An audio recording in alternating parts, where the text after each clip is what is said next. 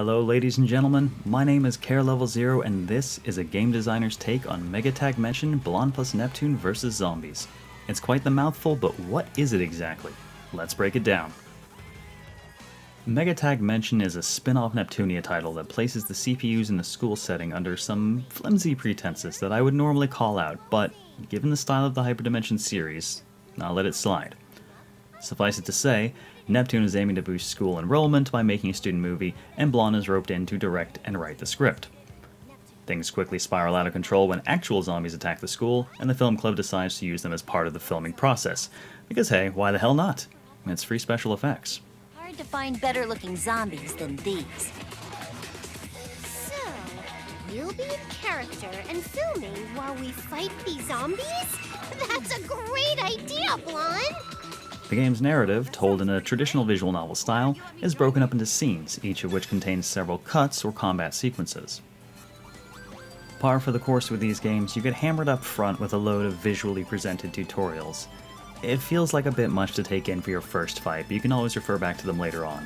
There is something to be said for introducing mechanics over time, so that they can be digested more effectively. In short, fellow game developers, stop doing this. If you overload people with this much information, they're not going to retain any of it. Given developer Tamsoft's history, which includes the Onechambara series, I was expecting just a little bit more depth to the combat system than what I got. Not a lot, mind you, but a little bit more than what I got. Its health and power are much different from any other foe we face. You begin each cut by selecting two characters from a fairly sizable roster, each of which have their own unique style to a degree. There isn't a lot of complexity, so some of the characters feel like they overlap more than others. Picking different combinations can sometimes result in story elements playing out just a little bit differently, which is a nice touch. It gives you a reason to experiment with combinations that you might not use otherwise. Combos are executed with a basic light and heavy attack mix, while defensive options include blocking and dashing. The absence of a sprint option becomes extremely noticeable when having to actually travel from fight to fight on larger maps. New combos can be unlocked as part of leveling up, though most characters still seem to have very few combo options by the end of the game.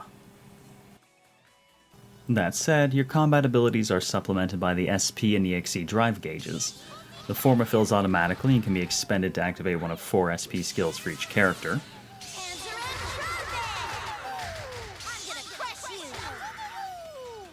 The EXE drive gauge is filled by dealing or receiving damage. It can be used to transform, execute a character's EXE drive special,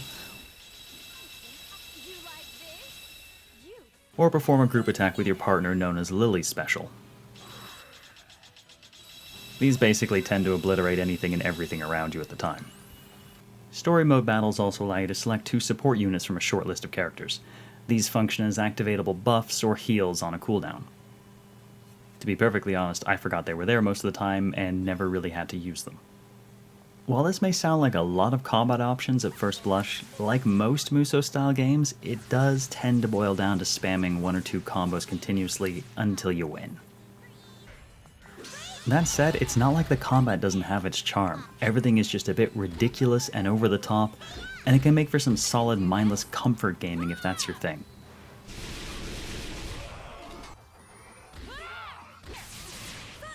After completing a cut, you'll be awarded a rating that appears to be based expressly on how fast you completed the mission.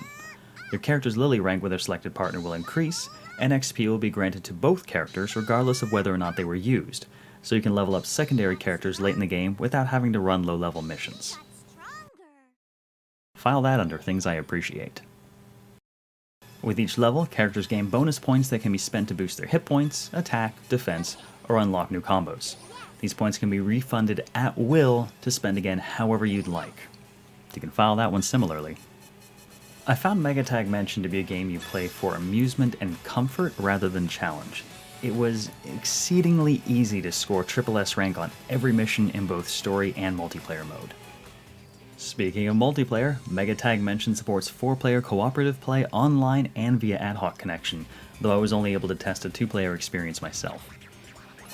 The missions available in online mode are separate from those in story mode, and all characters are available for use by default.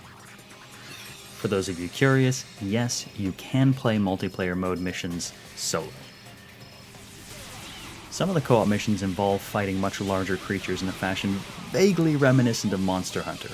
These were definitely the missions I personally found more enjoyable. While multiplayer offered a bit more challenge overall, it was still nothing all that serious. Completing story mode even unlocked a set of bonus skill options designed to make the game even easier? Why? And as I understand it, those options don't disable trophies, so I guess that's good for some people? Moving on, let's talk visual customization. The game has it, in abundance, with unlockable outfit changes, hair color changes, and a store full of accessories to buy in order to deck out your choice of fashion diva or fashion disaster. The store also provides new weapons, consumables, and materials for crafting. The crafting system is limited to creating more consumables, however, which I never seem to have a shortage of because I never needed to use them anyways. One place Tamsoft absolutely nailed it with this game is that MEGATAGMENSION is very Hyperdimension Neptunia. It's packed with general insanity. Oh my gosh, the president! A satellite just fell out of space and crushed her to pieces! Meta humor abuse of the fourth wall. Enhancements like that, I shrink! Why is this series so damn mean to me? Accidental Yuri. We're not! Neptune and I, we were just in a daze and we lost all inhibition. And moments like this. Beat 'em up! Ah! Shut the hell up! You're all a bunch of whining bitches! Aw, she's so cute when she's angry. Whoa! A new character appeared? Naturally, Tamsoft even introduced their own namesake character into the game, and she looks and fights similarly to the ladies of Onechambara. My name is Tamsoft. Nice to meet you. Whatever you...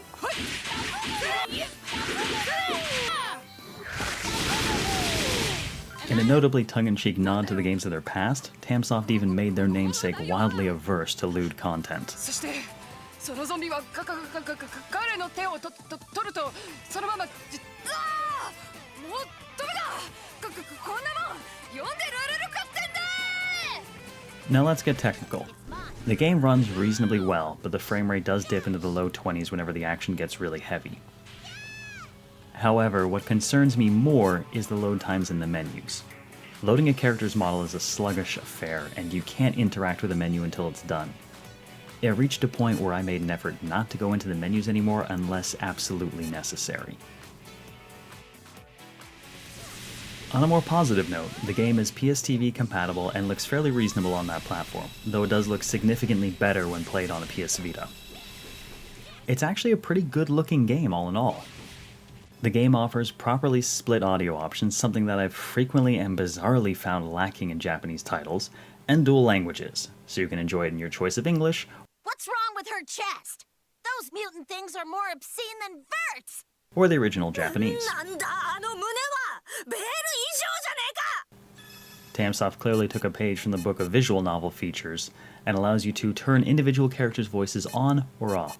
This is decidedly useful if you find any particular character's voice intolerable, shall we say? My fun and quirky column piece is gonna run circles around your rambling cover story! I'll probably even win an award! Yeah, I'm looking at you, Famitsu.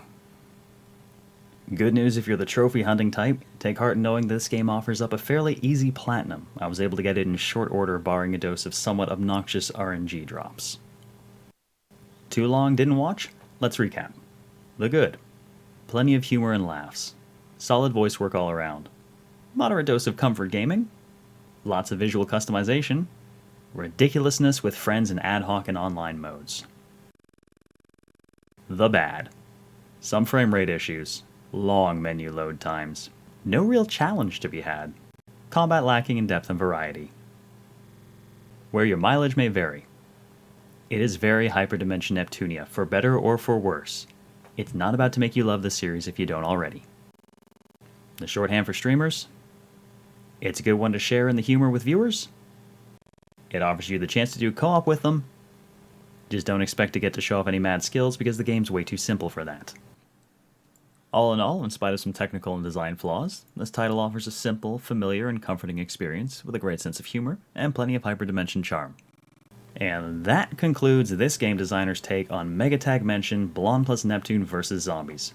I hope you found it informative, and this is Zero out. Black holes.